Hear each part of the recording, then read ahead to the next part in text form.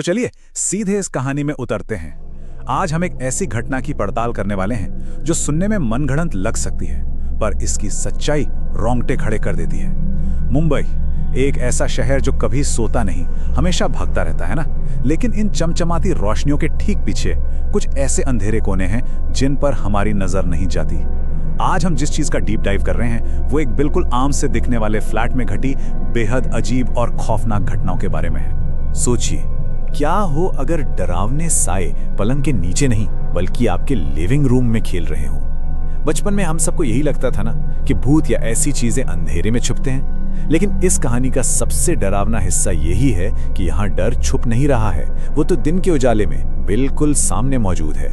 जो घटनाएं हम यहाँ देख रहे हैं वो इस अंधेरे के डर वाली बात को पूरी तरह पलट कर रख देती हैं।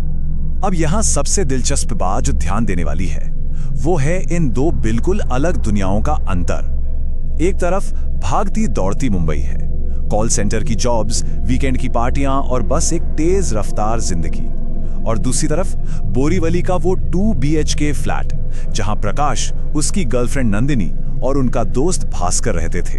बाहर की उस भारी हलचल के बिल्कुल उलट इस फ्लैट के अंदर एक अजीब सा अकेलापन था, एक खौफनाक सन्नाटा और कुछ रहस्यमयी सायों का डेरा। इन तीनों को इस फ्लैट में शिफ्ट हुए मुश्किल से 3 महीने ही हुए थे। शुरू में सब कुछ बिल्कुल नॉर्मल था। तीनों एक ही कॉल सेंटर में काम करते थे। उनका रूटीन बिल्कुल सेट था। शाम 5 बजे काम से घर आना और ठीक 6 बजे काम वाली बाई का आना। और हाँ, कभी कभी उस बाई के साथ उसका छोटा बच्चा भी आता था। वो बच्चा पूरे घर में खेलता, चीजों को इधर उधर करता। उस 2 BHK के शांत माहौल में वो बच्चा ही अकेली जिंदा चीज लगता था।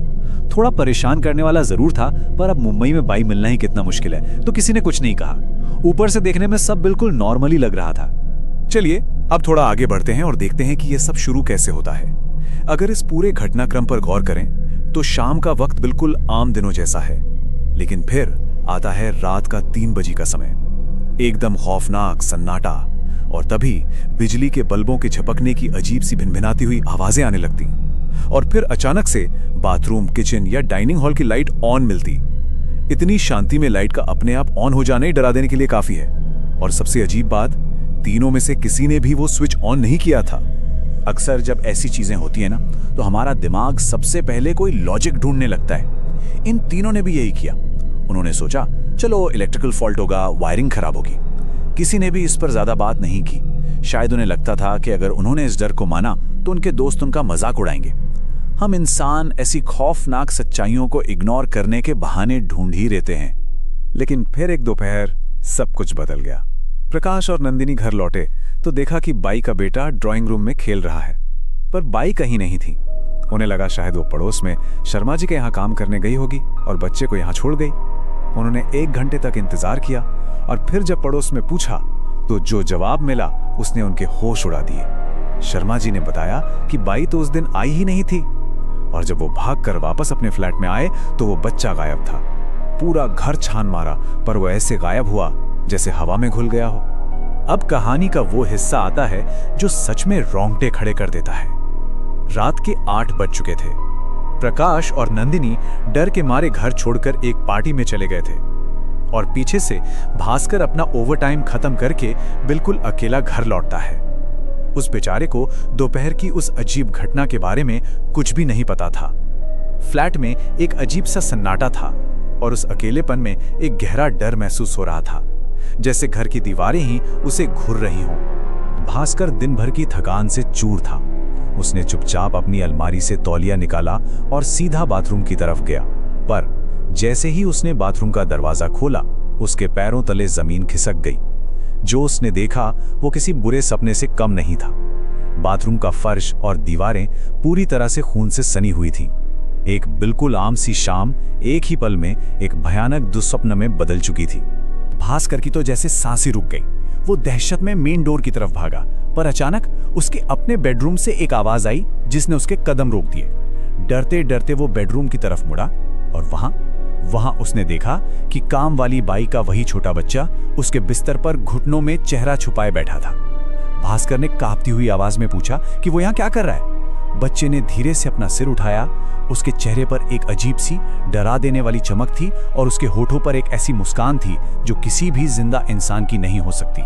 तो यहाँ सबसे बड़ा और क्रूशियल पॉइंट ये है कि ऐसे एक्सट्रीम प्रेशर में हमारा दिमाग कैसे काम करता है। भास्कर वहां से जान बचाकर भागा और उसने प्रकाश और नंदिनी को वापस बुला लिया। रात के करीब 10:30 बजे जब तीनों ने हिम्मत करके फ्लैट का दरवाजा खोला और बाथरूम चेक किया तो वहां खून की एक बूंद तक नहीं थी। बाथरूम बिल्कुल साफ और बेडरूम वो भी पूरी तरह खाली।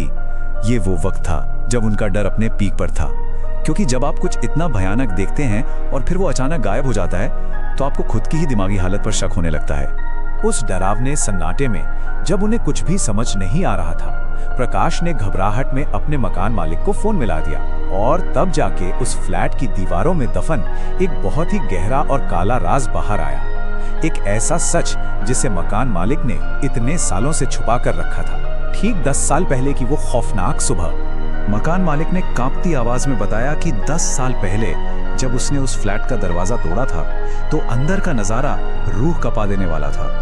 कर्ज में डूबे एक पिता ने अपना मानसिक संतुलन पूरी तरह खो दिया था। उसने बहुत ही बेरहमी से अपनी पत्नी और अपने छोटे बेटे की हत्या कर दी थी और फिर उसी घर में खुद को फांसी लगा ली थी। और ये बात बिल्कुल साफ तौर पर दर्शाती है कि ये रेजिडुअल हॉन्टिंग का केस था, मतलब अतीत की किसी भयानक घटना का आज में बार बार दोहराया जाना। 10 साल पहले मारे गए उस छोटे बच्चे की आत्मा अभी भी वहीं थी, वही बच्चा जिसे वो काम वाली बाई का बेटा समझ रहे थे। और वो खून से सना बाथरूम, वो उसी खौफनाक रात की गूंज थी जो भास्कर ने गलती से देख ली थी। प्रकाश, नंदिनी और भास्कर के लिए वो रात जिंदगी की सबसे लंबी रात बन गई थी। हर पल बदलते साए और फ्लैट के कोने कोने से आता डर। उन्होंने किसी तरह एक एक पल गिनकर वो रात काटी। जैसे जैसे सुबह हो रही थी, नॉर्मल लाइफ वापस आने की बजाय उन अलौकिक सायों की सच्चाई और ज्यादा डार्क होती जा रही थी। डर इस हद तक था कि उन्होंने डिसाइड कर लिया कि बस एक बार सूरज निकल आए उसके बाद वो एक पल भी इस शापित जगह पर नहीं रुकेंगे। अगली सुबह जैसे ही काम वाली बाई ने दरवाजे से अंदर कदम रखा, तीनों उस पर टूट पड़े। एक के बाद एक पैनिक भरे सवालों की बौछार कर दी। तुम्हारा बेटा कल यहाँ अकेले क्या कर रहा था? वो बंद घर से अचानक गायब कैसे हो गया? और उसके चेहरे पर वो अजीब सी मुस्कान कैसी थी? इन सवालों के बाद उस कमरे में जो हुआ उसने उनकी बची खुची हिम्मत भी तोड़ दी। पूरे 5 मिनट तक एक भारी, सहन ना होने वाला सन्नाटा छा गया। बाई पूरी तरह ब्लैंक खड़ी थी। वो बस उन तीनों को घूर रही थी। उन 5 मिनटों की खामोशी में डर का एक ऐसा बोझ था जिसे शब्दों में बयां नहीं किया जा सकता।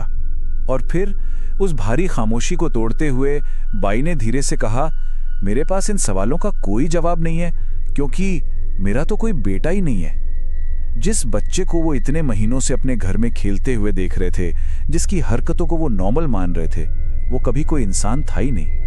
ये पूरी पड़ताल हमें एक ऐसे भयानक मोड़ पर लाकर छोड़ देती है जहां सच और वहम के बीच की लकीर मिट जाती है।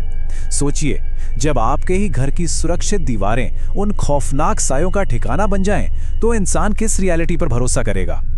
ये कहानी हमें सोचने पर मजबूर कर देती है कि हमारे आसपास के आम चेहरों के पीछे कितने डरावने राज छुपे हो सकते हैं। तो अगली बार जब किसी बंद कमरे की लाइट अपने आप ऑन हो जाए, तो एक बार जरूर सोचना, क्या वहां सच में कोई नहीं है?